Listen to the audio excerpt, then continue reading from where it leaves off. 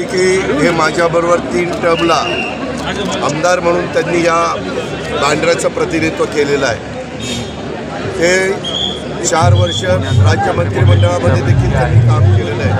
2 टर्मला महानगरपालिकेमध्ये काम केलेलं आहे।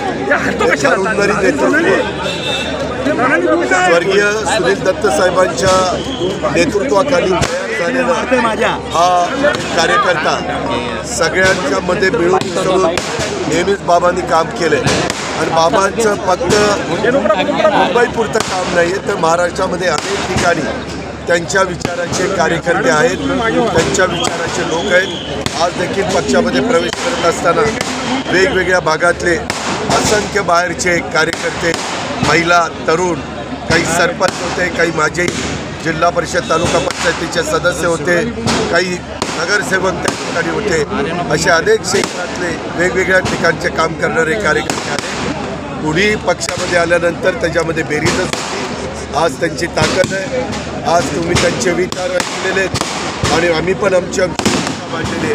निश्चितपणे बाबांचा फायदा आम्हाला महाराष्ट्रात होईलच होईल, परंतु मुंबईमध्ये देखील राष्ट्रवादी काँग्रेस पक्षाचं बळ वाढण्याच्या करता त्यांची मदत झाली।